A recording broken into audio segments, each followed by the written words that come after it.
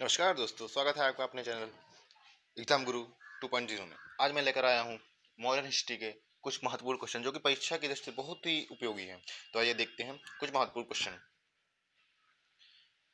अंग्रेजी संसद में भारत सरकार अधिनियम कब पारित हुआ? तो इसका सही आंसर हो जाएगा 1858 ईस्वी में। 1858 ईस्वी में भारत सरकार अधिनियम पारित हुआ। अगला क्वेश्चन है, भारतीय राष्ट्रीय कांग्रेस का 1896 का अधिवेशन निम्नलिखित में से किसके लिए विख्यात है? तो इसका सही आंसर हो जाएगा आंसर नंबर बी। पहली बार राष्ट्रीय गीत गाया गया 1896 में, पहली बार कांग्रेस के अधिवेशन में भारत का राष्ट्रीय गीत वंदे मातरम गाया गया। वंदे मातरम बंकिम चंद्र चटर्जी के उपन्यास आनंद मठ का अंश है। यह 1937 तक भारत का राष्ट्रीय गान रहा था। अगला क्वेश्चन है, निम्नलिखित में से किस गवर्नर जनरल को भारतीय प्रेस की का मुक्तिदाता कहा जाता है? तो इसका सही आंसर हो जाएगा answer number B, sir Charles Metcalfe. 20 मार्च 1835 से 4 मार्च 1936 के बीच भारत के गवर्नर जनरल रहे थे। उन्होंने प्रेस को पूर्ण स्वतंत्रता दी थी, इसलिए उन्हें भारतीय प्रेस का मुक्तिदाता भी कहा जाता है। इसका अगला क्वेश्चन, समुद्री व्यापार के संदर्भ में कार्टाज व्यवस्था का उपयोग किसके द्वारा किया जाएगा? तो कार्टाज व्यवस्था, दो व्यवस्थाएं थी, कार्टाज व्यवस्था तथा कार्टेज अल्मेडा। तो इसका सही आंसर हो जाएगा आंसर नंबर डी, पुर्तगाली। कार्टेज व्यवस्था का संबंध पुर्तगाली द्वारा समुद्री व्यापार के लिए किया जाता था। यह व्यापार के लाइसेंस था जिसे 20वीं शताब्दी में अंग्रेजों ने भी नेवी सर्ट नामक व्यवस्था शुरू की। अगला क्वेश्चन, सुरेंद्र नाथ बनर्जी के बारे में निम्नलिखित में से कौन सा कथन सही नहीं है? तो इसका सही आंसर हो जाएगा आंसर नंबर डी, उन्होंने आनंद बोस के साथ मिलकर साधारण ब्रह्म समाज की स्थापना की। इसमें पहला, दूसरा, तीसरा आंसर सही है, मतलब उनका कथन सही है, लेकिन चौथा कथन सही नहीं है। अगला क्वेश्चन, स्वतंत्रता आंदोलन के दौरान रविन्द्रनाथ टैगोर नाइटहुड की उपाधि किस घटना के विरोध में त्याग दी थी? तो इसका सही आंसर हो जाएगा answer number B, Jallianwala Bagh हत्याकांड। रविन्द्रनाथ टैगोर ने 1915 में ब्रिटिश सरकार से नाइटहुड की उपाधि से सम्मानित किया गया था। 13 अप्रैल 1919 को जलियांवाला बाग हत्याकांड के आहत होकर उन्होंने नाइटहुड की उपाधि वापस कर ली। इस संदर्भ में उन्होंने लॉर्ड चेम्सफोर्ड को पत्र लिखा था। अगला क्वेश्चन है, मुस्लिमों के लिए अलग मतदाता दल के लिए किस कांग्रेस अधिवेशन को जाना जाता है? तो इसका सही आंसर हो जाएगा आंसर नंबर सी, लखनऊ अधिवेशन 1916। इस अधिवेशन में दो चीजें बहुत इसमें नरम दल तथा गरम दल भी एक साथ हो गए थे तथा इसमें मुस्लिम कांग्रेस के साथ मिल गए थे। तो अगला अगला क्वेश्चन है, भारत में पहली यूरोपीय बस्ती किस स्थान पर स्थापित की गई थी? तो इसका सही आंसर हो जाएगा आंसर नंबर एक, कोच्चि। केरल के एर्नाकुलम जिले में स्थित कोच्चि फोर्ट भारत के पहली यूरोपीय बस्ती थी। यह जल से घिरा हुआ स्थान था। यह कोच्चि के दक्षिण पश्चिम में स्थित है। अगला क्वेश्चन हो जाएगा, निम्नलिखित में से किस राज्य में अंग्रेजों को मुक्त व्यापार के लिए सुनहरा फरमान जारी किया? तो इसका सही आंसर हो जाएगा सी, गोलकुंडा। 1632 में अंग्रेजों को गोलकुंडा का राष्ट्र साथ मुक्त व्यापार करने का सुनहरा फरमान प्राप्त हुआ। इसके लिए शुल्क 500 रुपये प्रति वर्ष था। अगला संधि है, सलभाई की संधि किस युद्ध से संबंधित है? तो इसका सही आंसर हो जाएगा आंसर नंबर बी, अलांग मराठा युद्ध। प्रथम अलांग मराठा युद्ध के समय 17 मई 1782 ईस्वी में सलवाई की संधि पर हस्ताक्षर किए गए। इस संधि में मराठा साम्राज्य के प्रतिनिधियों और ब्रिटिश साम्राज्य कंपनी के प्रतिनिधियों द्वारा हस्ताक्षर किए गए। इस संधि के द्वारा अंग्रेजों ने सल्फेट और ब्रोच पर अपना। अगला क्वेश्चन है, बक्सर की लड़ाई ईस्ट इंडिया कंपनी द्वारा किसके साथ लड़ी गई? तो इसका सही आंसर हो जाएगा answer number A, Mir Qasim. Buxar की लड़ाई 22 अक्टूबर 1764 को ब्रिटिश ईस्ट इंडिया कंपनी और मीर कासिम, बंगाल के नवाब, अवध के नवाब और मुगल सम्राट शाह आलम द्वितीय संयुक्त सेनाओं के बीच लड़ी गई थी। इस लड़ाई में अंग्रेजों का नेतृत्व हेक्टर मुनरो ने किया था। अगला क्वेश्चन हो जाएगा, निम्नलिखित में से भारतीय शिक्षा का मैग्ना कार्टा किसे कहा जाता है? तो इसके सही आंसर हो जाएगा आंसर नंबर ए, Wood dispatch. Sir Charles Wood British east India company के निदेशक नियंत्रण बोर्ड के अध्यक्ष थे। उन्होंने 1854 में लॉर्ड डलहौजी को एक प्रेषक भेजा।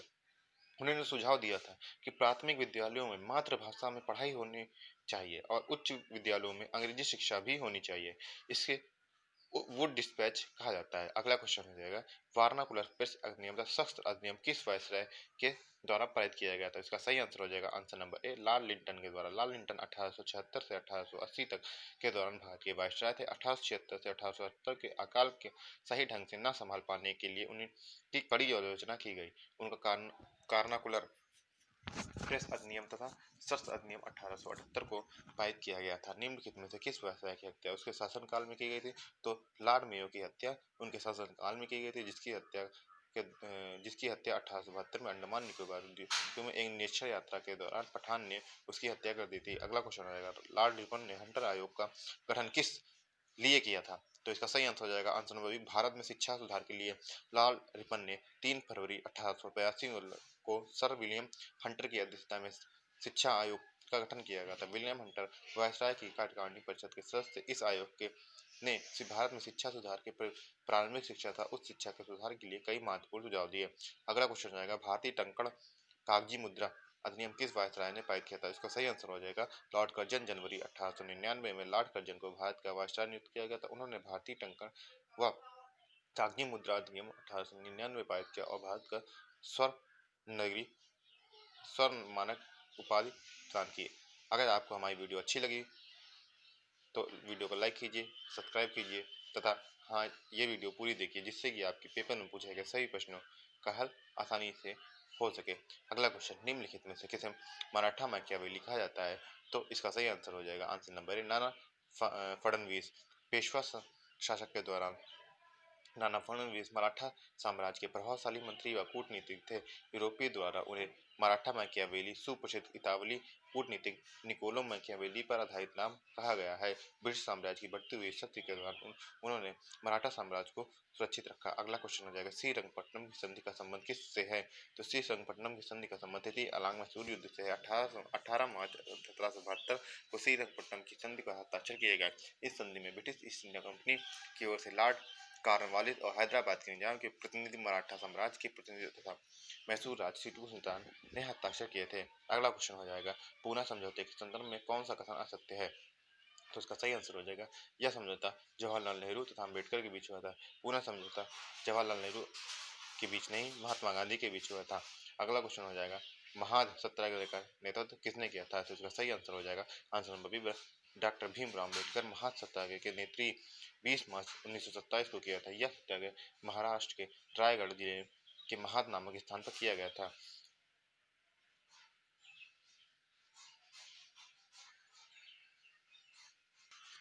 अगला क्वेश्चन है, ईस्ट इंडिया कंपनी ने किस वर्ष बॉम्बे को पुर्तगालियों से प्राप्त किया? तो इसका सही आंसर हो जाएगा आंसर नंबर बी, 1668 में ईस्ट इंडिया कंपनी ने बॉम्बे को पुर्तगालियों से 1668 ईस्वी में प्राप्त किया। ब्रिटिश ईस्ट इंडिया कंपनी द्वारा तुरंत इसकी किलाबंदी की गई थी। इसके बाद अंग्रेजों ने सूरत की जगह बॉम्बे को अपना मुख्यालय बनाया।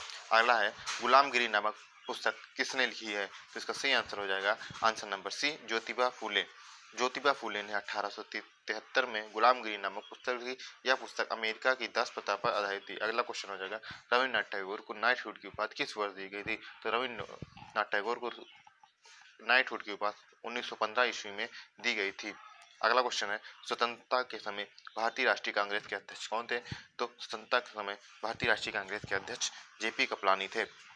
अगला क्वेश्चन हो जाए, भारतीय पुरातत्व विभाग को स्थायी संस्था कब बनाया? तो भारतीय पुरातत्व विभाग को स्थायी संस्था 1906 में बनाया था। अगला क्वेश्चन हो जाएगा, सुभाष चंद्र बोस ने अंतिम सरकार की स्थापना कब की थी? तो इसका सही आंसर हो जाएगा आंसर नंबर सी, 1943 ईस्वी में सुभाष चंद्र बोस ने सिंगापुर में आजी हुकूमत ई हिंद नामक आंतरिक सरकार की गठन किया था। अगला क्वेश्चन हो जाएगा, निम्नलिखित में से किस आंदोलन में की शुरुआत नमक कानून को तोड़ने से हुई थी? इसका सही आंसर हो जाएगा आंसर नंबर बी, सविनय अवज्ञा आंदोलन। महात्मा गांधी ने 12 मार्च 1930 ईस्वी को साबरमती से यात्रा शुरू की तथा 6 अप्रैल 1930 को दांडी नामक स्थान पर हुई। गांधी जी ने दांडी में नमक बनाकर ब्रिटिश सरकार के नमक कानून को तोड़ा था। अगला क्वेश्चन हो जाएगा, किस समाजवादी नेता ने जेल से भागकर भारत छोड़ो आंदोलन में हिस्सा लिया था? तो सही आंसर हो जाएगा आंसर नंबर ए, राम मनोहर लोहिया का जन्म 23 मार्च 1910 को अकबरपुर में हुआ था। वे स्वतंत्रता सेनानी समाजवादी थे। वे कांग्रेस सोशलिस्ट पार्टी के सह संस्थापक थे। अगला क्वेश्चन है, बक्सर की लड़ाई के बाद बंगाल के नवाब की गद्दी पर किसे बिठाया गया? तो इसका सही आंसर हो जाएगा मीर जाफर। बक्सर की लड़ाई 1764 में हुई थी। इस लड़ाई के बाद मीर जाफर बंगाल के नवाब बनाए गए थे। अगला क्वेश्चन रहेगा, स्वदेश बंधन की स्थापना किसने की थी? तो इसका सही आंसर हो जाएगा answer number A, Ashwini Kumar Dutt ने स्वदेश बंधन समिति की स्थापना की थी। अगला क्वेश्चन हो जाएगा 1857 की क्रांति के दौरान भारत का गवर्नर जनरल कौन था? तो इसका सही आंसर हो जाएगा आंसर नंबर ए लॉर्ड कैनिंग। लॉर्ड कैनिंग 28 फरवरी 1856 से 21 मार्च 1862 के बीच भारत का गवर्नर जनरल था। अगला क्वेश्चन हो जाएगा स्वराज हा माजा जन्म सिद्ध अधिकार आहे और तुम मिले विचार, मराठी में यह घोषणा बाल गंगाधर तिलक ने किस स्थान पर की थी? तो इसका सही आंसर हो जाएगा आंसर नंबर सी कोर्ट में। 7 वर्ष की सजा दी गई थी इन्हें। इसके बाद 6 वर्ष के कारागार के लिए मांडले जेल भेजा गया था। अगला क्वेश्चन रहेगा भगत सिंह, राजगुरु, सुखदेव और जय गोपाल किस पार्लियामेंट में शामिल थे? इसका सही आंसर हो जाएगा आंसर नंबर बी लाहौर पर्यंत। लाला लाजपत राय की हत्या का प्रतिशोध लेने के लिए भगत सिंह, राजगुरु, जयपाल तथा सुखदेव ने पुलिस प्रमुख स्कॉट की हत्या की षड्यंत्र रचा, परंतु उन्होंने जेपी सैंडर्स को गोली मारी जिससे उनकी मौके पर मौत हो गई। अगला क्वेश्चन रहेगा आजाद हिंद फौज की स्थापना किस देश में की गई थी? तो इसका सही आंसर हो जाएगा आंसर नंबर बी सिंगापुर में आजाद हिंद फौज की स्थापना की गई थी। अगला क्वेश्चन रहेगा गुरुमुखी लिपि किस सिख गुरु ने शुरू की? तो इसका सही आंसर हो जाएगा आंसर नंबर ए गुरु अंगद ने। गुरु नानक धर्म के संस्थापक थे। उन्होंने अपने बाद गुरु अंगद को अपना उत्तराधिकारी नियुक्त किया। गुरु अंगद सिख धर्म के दूसरे गुरु थे। गुरु अंगद ने गुरु नानक की रचनाओं का संकलन किया और उन्होंने गुरुमुखी का विकास किया। अगला क्वेश्चन परिंद घोष किस समाचार पत्र से जुड़े हुए थे? तो सही आंसर हो जाएगा जुगांतर, एक बंगाली क्रांतिकारी अखबार था। इसकी स्थापना 1906 में बरिंद्र कुमार घोष, अविनाश भट्टाचार्य और भूपेंद्र नाथ दत्ता ने की थी। अगला क्वेश्चन रहेगा 1946 में तिबेट आंदोलन किस वर्तमान राज्य में स्थित है? तो इसका सही आंसर हो जाएगा आंसर नंबर बी पश्चिम बंगाल। तिबेट आंदोलन की शुरुआत काश्तकारों ने बंगाल में 1946 में जोत खोदारों के विरुद्ध की थी। ये इस आंदोलन बंगाल में व्यापार साझा खेती व्यवस्था के विरुद्ध था। अगला क्वेश्चन रहेगा इंडियन यूनियन मुस्लिम लीग का मुख्यालय भारत के किस राज्य में स्थित है? तो उसका सही आंसर हो जाएगा आंसर नंबर ए तमिलनाडु में। इंडियन यूनियन मुस्लिम लीग की स्थापना 10 मार्च 1948 को मद्रास में की गई थी। वर्तमान में इसका मुख्यालय तमिलनाडु में चेन्नई के मरायकायार तेब्बाई स्ट्रीट में स्थित है। अगला क्वेश्चन हो जाएगा कांग्रेस के किस अधिवेशन में पूर्ण स्वराज का प्रस्ताव रखा गया था? तो लाहौर अधिवेशन में पूर्ण स्वराज का प्रस्ताव रखा गया था। अगला क्वेश्चन है ढाका में स्थित एहसान मंजिल पैलेस किस कारण प्रसिद्ध है? मुस्लिम लीग की स्थापना के कारण प्रसिद्ध है। अगला क्वेश्चन है पी मित्रा का नाम किस क्रांतिकारी संगठन की स्थापना के साथ जुड़ा? तो सही आंसर हो जाएगा अनुसूलन समिति की स्थापना 24 मार्च 1902 को प्रथम नाथ मित्रा ने की थी।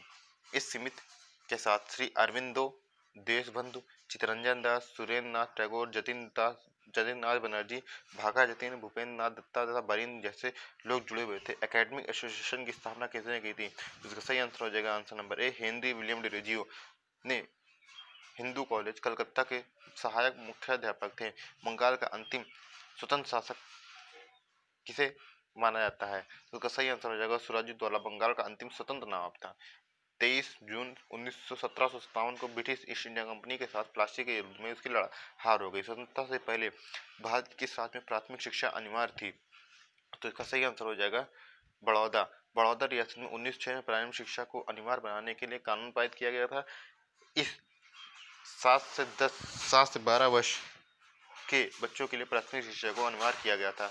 1896 का कांग्रेस अधिवेशन किस लिए जाना जाता है? भारत का राष्ट्रीय गीत पहली बार गाया गया। वंदे मातरम का रचना बंकिम चटर्जी की मूल रूप से संस्कृत में की थी। वंदे मातरम अपने उपन्यास आनंद मठ से लिया गया है। यह उपन्यास 1882 में प्रकाशित हुआ था। भारत का राष्ट्रीय गान का शीर्षक क्या है? भारत के राष्ट्रीय गान का शीर्षक भाग्य विधाता है। भारत का राष्ट्रीय गान की रचना रविन्द्रनाथ टैगोर ने मूल रूप से बंगाल में की थी। 24 जनवरी 1950 को संविधान सभा द्वारा इसके हिंदी रूप को राष्ट्रगान के रूप में स्वीकृत किया। इस राष्ट्रगान को 27 दिसंबर 1911 को पहली बार कांग्रेस अधिवेशन में गाया गया था। अगला क्वेश्चन हो जाएगा भारत का राष्ट्रीय गान पहली बार कब गाया गया? तो भारत का राष्ट्रीय गान पहली बार 1911 में गाया गया। प्लासी की लड़ाई का स्थान प्लासी वर्तमान में किस राज्य में स्थित है? तो इसका सही आंसर हो जाएगा पश्चिम बंगाल। 23 जून 1857 को ब्रिटिश इंडिया कंपनी और बंगाल के नवाब यहाँ 1757 को ब्रिटिश इंडिया कंपनी तथा बंगाल के नवाब बीच में लड़ा गया था। इस लड़ाई में बंगाल के नवाब सिराजुद्दौला की हार हुई थी। प्रसिद्ध विद्यासागर सेतु किस स्थान पर स्थित है? कलकत्ता में विद्यासागर सेतु हुगली सेतु भी कहा जाता है। इस सेतु का नाम समाज सुधारक ईश्वर विद्यासागर के नाम पर रखा गया है। वेदों की ओर लौटो का नारा किसने दिया? तो इसका सही आंसर हो जाएगा स्वामी दयानंद सरस्वती ने 1875 में आर्य समाज की स्थापना की थी। वे संस्कृत तथा वेदों के प्रखंड विद्वान थे। भारत के वेदों की छपाई उनके संस्करण में पहली बार हुई थी। सत्य प्रकाश उनकी सबसे महत्वपूर्ण कृतियों में से एक है।